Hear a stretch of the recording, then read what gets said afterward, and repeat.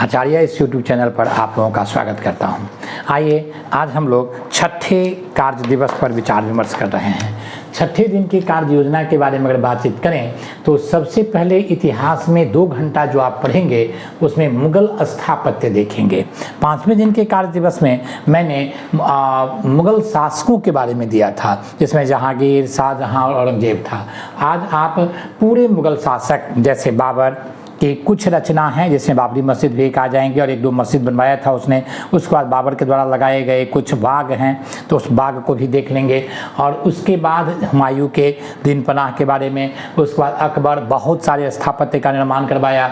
जहांगीर के समय भी कुछ स्थापत्य बने थे और शाहजहां के समय में तो मुगल स्थापत्य का समझिए कि स्वर्ण काल था। तो शाहजहां के समय के सभी स्थापत्य जैसे लाल किला, जामा मस्जिद दिल्ली का, उसके बाद ताजमहल और इस तरह के बहुत सारे स्थापत्य हैं, उसको देख लेंगे। और चित्रकला को भी, थोड़ा होमवर्क ज़्यादा हो गया, 2 घंटा है तो 1.5 घंटा में आप देखेंगे स्थापत्य और आधा घंटा में चित्रकला।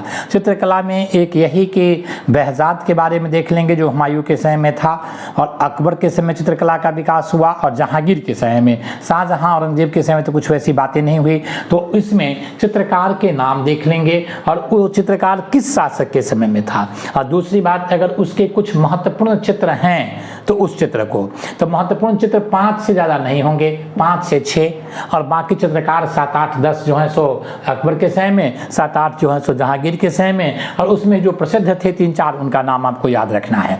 तो इस तरह से हम देखते हैं चित्रकला और स्थापत्य कला मुगल काल में देखना है। दूसरा, साइंस में आइए तो घर्षण आपको देखना है। क्या देखना है? घर्षण।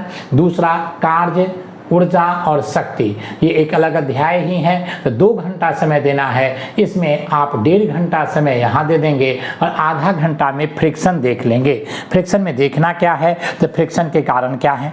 दूसरी बात कि फ्रिक्शन कितने प्रकार के होते हैं, तो फ्रिक्शन 3 प्रकार के होते हैं, स्थैतिक, सीमांत और गतिज। गतिज में 2 हैं आपको, स्लाइडिंग और रोलिंग। उसके बाद फ्रिक्शन के लाभ क्या हैं? फ्रिक्शन का लाभ यही देख लीजिए कि अगर फ्रिक्शन ना हो तो हम चल नहीं पाएंगे।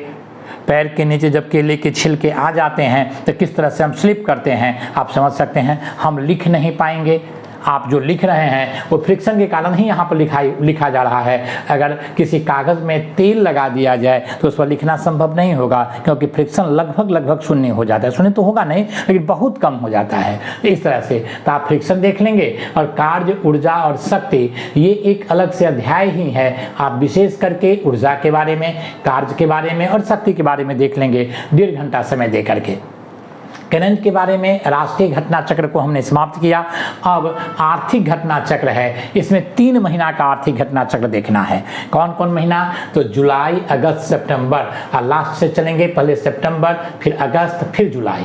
ये 3 महीना का आप राष्ट्रीय घटना चक्र में जो आर्थिक घटनाक्रम है उसको देखने और समझने की कोशिश करेंगे। आर्थिक में किस किस चीज़ को देखना है? तो मुख्य रूप से हमारे बैंकिंग के संदर्भ में क्या काम हो रहा है।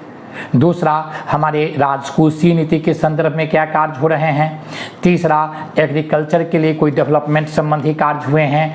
चौथा, उद्योग से संबंधित कोई बातचीत हुई है, या अंतर्राष्ट्रीय स्तर पर अर्थव्यवस्था के संदर्भ में अगर कुछ निर्णय लिए गए हैं पॉलिसीगत, या कुछ उस तरह का निष्कर्ष निकाला गया है, या कोई घटना घटी है, तो उन घटनाओं को आपको देखना है। तो भारत के बैंकिंग के बारे में, भारत के राजकोषीय पॉलिसी के बारे में, भारत के एग्रीकल्चर या उद्योग या खनिज, इन सारे संदर्भों में कुछ काम हुए हैं तो उन कामों को आप देखने की कोशिश करेंगे। विशेष करके आरबीआई ने जो कुछ निर्णय लिया है, जैसे अभी हमारा फॉरेक्स हुआ, ये भारत में फॉरेक्स जो है वो 700 अरब चला गया, जो भारतीय इतिहास के बारे में देखा जाए तो भारतीय आर्थिक इतिहास में आज तक इतना कभी नहीं गया था।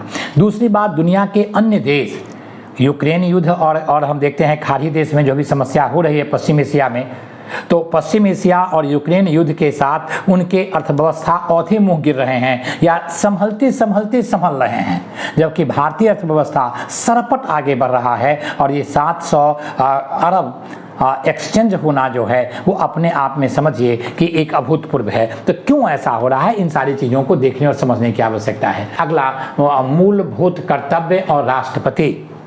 नीति निर्देशक तत्व, मूल अधिकार, उसके बाद नागरिकता, उसका पहला अध्याय, पहला भाग हम लोग देख चुके थे। अब आ जाते हैं मूल कर्तव्य, जैसे आपको 51 ए में जोड़ा गया है, क में जोड़ा गया है, भाग 4 क। और राष्ट्रपति के बारे में देखें तो भाग 5 का पहला खंड आप देखेंगे, केवल राष्ट्रपति, प्रधानमंत्री नहीं।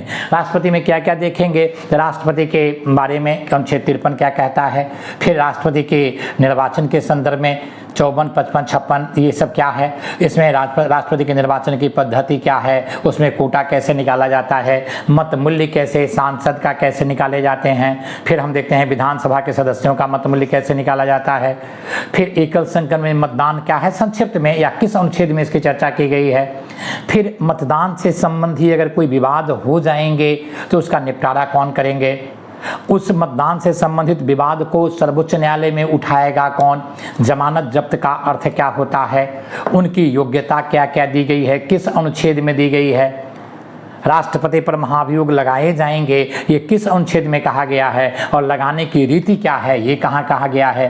जैसे कितने बच्चों से पूछेंगे राष्ट्रपति पर महाभियोग लगाए जाएंगे इसकी चर्चा कहाँ है, तो तपाक से उत्तर देते हैं 61 में है, जो बात गलत है। 61 में राष्ट्रपति पर महाभियोग कैसे लगाए जाएंगे उसकी प्रक्रिया की चर्चा है, और राष्ट्रपति पर महाभियोग लगाए जाएंगे अति वे संविधान के उल्लंघन करते हैं, तो यह बात 56 अनुच्छेद में कहा गया है, अनुच्छेद 56 में है। तो इस तरह से हम देखते हैं इन सारी बातों को आप वहाँ देख लेंगे। फिर राष्ट्रपति के अधिकार, राष्ट्रपति के राजनीतिक अधिकार, उसके बाद उनके प्रशासनिक अधिकार, फिर उनके विधायी अधिकार, उसके बाद हम देखते हैं कि उनको जो ये जारी करने का अधिकार है अनुच्छेद 123 से, उसको आप देख लेंगे। तो इसके बाद हम देखते हैं कि उनके कूटनीतिक, उनके सैनिक, उनके न्यायिक, ये सारे अधिकार को आप देख लेंगे। तो राष्ट्रपति के संदर्भ में आप विस्तार से देख लेंगे। उसका ज्योग्राफी के बारे में देखें तो उत्तरी अमेरिका की चर्चा करना देखना है। उत्तरी अमेरिका के बारे में मुख्य रूप से वहाँ के जलवायु, वहाँ के कृषि, वहाँ के झील, वहाँ की नदियाँ, वहाँ के कुछ पहाड़, गिन करके 5 पहाड़, उसके बाद हम देखते हैं खास करके झील देख लेंगे, कोई उस तरह के सागर है, सागरीय तट के संदर्भ में, उसके बाद वहाँ के उद्योग और वहाँ के महत्वपूर्ण शहरों के औद्योगिक जो फेनोमेना है, विशिष्टता है, उनको समझने और देखने की कोशिश करेंगे। 1 घंटा का समय है, थोड़ा तेज़ी से इसको रिविजन कर जाएंगे। इकोनॉमिक्स में बैंकिंग देख लेंगे, बैंकिंग को हम 2 दिन रखेंगे, बैंकिंग 1 यहाँ पर कर देते हैं, बैंकिंग को पूरा देख लेंगे, विशेष करके बैंकिंग के इतिहास से शुरू करेंगे और वहाँ से लेकर के RBI तक आ जाइए, और RBI से आगे उसकी जो जितने पॉलिसी है उन पॉलिसी की चर्चा, जैसे रेपो रेट क्या है, CRR क्या है, SLR क्या है, रिवर्स रेपो रेट क्या है, इन सारी चीज़ों को 2 दिन के लिए रखते हैं। तो 1 दिन में बैंकिंग 1, बैंकिंग 2 में ख़त्म करेंगे, क्योंकि 1 घंटा ही समय है। अगर हो सके तो आप पूरा बैंकिंग देख लीजिएगा। उसके बाद अगला आइए बिहार में आधुनिक काल। आधुनिक काल में 2 दिन में इसको बांटे हैं। पहला 1920 तक आप देखेंगे, तो सबसे पहले देखेंगे उत्तरवर्ती मुगल काल में किस मुगल शासक का राज्याभिषेक बिहार में हुआ। उसके बाद हम देखते हैं कि जो विदेशी शक्तियाँ आई थी, पुर्तगालियों का यहाँ पर क्या था, डच का क्या था, कई बार पूछे गए डच का कारखाना पटना में कब लगा था, 1632 में। तो इस तरह से अंग्रेज़ों की, तो पुर्तगाली, डच, अंग्रेज और हम देखते हैं फ्रांसीसी, उनके बारे में देख लेंगे। उसके बाद वहाँ से आगे बढ़ेंगे तो अंग्रेज़ों की और क्या पॉलिसी, जैसे यहाँ पर जो भू राजस्व पद्धति अपनाई गई, तो अस्थाई बंदोबस्त के बारे में।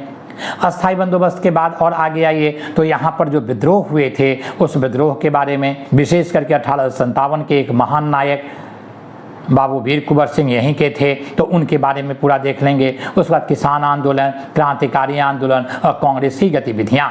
तो 1920 से पहले तक के, खास करके चंपारण इसी बीच में हो जाएगा 1917 में। तो कुल मिलाकर के आपको 1920 से पहले के आधुनिक बिहार की चर्चा करना है, देखना है, समझना है, और ये 1 घंटा समय है। मुझे लग रहा है कि बहुत हद तक यहाँ पर चीज़ें हो जाएंगी, क्योंकि आधुनिक भारत वाला भाग में भी बहुत कुछ आप यहाँ देखे होंगे, और जो कुछ रह जाएगा उसको कल का जो टास्क देंगे आधुनिक भारत भाग 2, आधुनिक बिहार भाग 2, उसमें इनको संपादित करने की किया जा सकता है या कर लिया जाएगा। धन्यवाद।